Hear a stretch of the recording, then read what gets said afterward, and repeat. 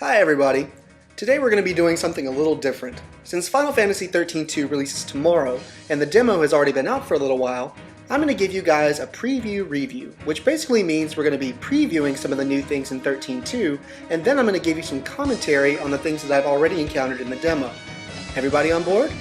Okay, let's get started.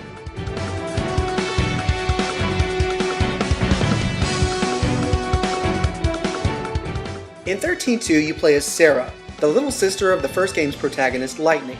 She teams up with new character Noel, and together they travel through time searching for Lightning, who's disappeared and is now working full-time as a bodyguard for a sleeping goddess. Along the way, Sarah and Noel run into Caius. He's your typical Final Fantasy bad guy. Big sword, talks like Shakespeare, and basically wants to destroy all life on the planet. So that's the story in a nutshell. As for gameplay, XIII-2 is trying really hard to make up for everything that the first game lacked.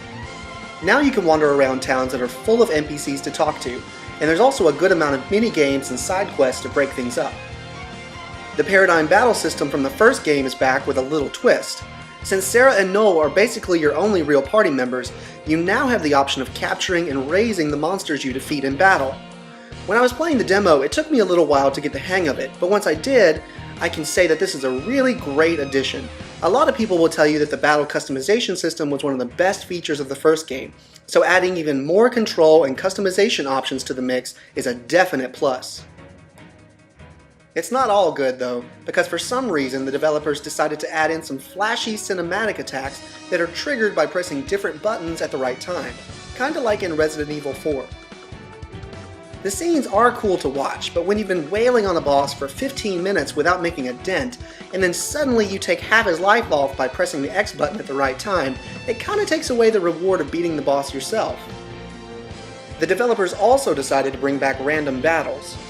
Yes, you heard me correctly, I said random battles. It's been almost 10 years since a console Final Fantasy game had random battles, and since then, I haven't heard a lot of people complaining about its absence in the series. I personally love being able to see my enemies before I take them on, because I think it adds another layer of strategy to the game, allowing you to pick and choose your battles. The first game did an excellent job with this, so taking that freedom away feels like a big step backwards. It's easy to see that the game is crammed with new content, but a lot of that content feels pointless and unnecessary. Take for example the jumping ability. In the first game, the player could jump to different areas whenever they got near these little blue circles. Now you have the ability to jump whenever you want. You can jump all over the place if you want, but you can't actually jump on anything you want. You still have to be on the blue circle if you want to jump to a new area. So why then do you even have the ability to jump? This is what I'm talking about. The game gives you more control, but control over things that have no purpose. Another great example of this is the towns. People hated the first game because it didn't have any towns. Well, XIII-2 has got them, and there's tons of people for you to talk to. But guess what? None of them really have anything important to say. I don't do mud, it's disgusting! And to make it worse, you don't really control when they speak. They just kinda yell at you while you're running by. Great place to rest! I'm not making this stuff up, people. So, like I said, a new addition that is totally pointless. One new addition that isn't so pointless is your ability to travel through time. This essentially doubles the area you'll be able to explore in the game simply because each zone changes in different time periods.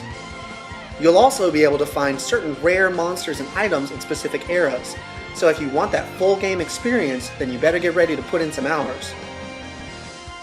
The only downside to traveling through time is that every now and then you get sucked into a time paradox, which, despite the epic name, is actually just a bunch of puzzles that you have to solve in order to proceed with the game. They're fun, but again, pointless. There's even a part in the demo where you're rushing to find a way to stop this giant monster from destroying a nearby town, and in the middle of all this, you have to stop and play a game of Simon Says. The whole thing just feels silly. So far, the game seems like a big random bag of content. Whether that content will make or break the game remains to be seen. Like I said in the beginning, this is a preview review, so a lot of these issues could be addressed in the final product, and I really hope they are. It's no big secret that SquareEnix isn't exactly hitting their mark anymore, so I'm hoping this game helps them get their groove back. Lucky for you, you can pick up the game tomorrow and judge for yourself.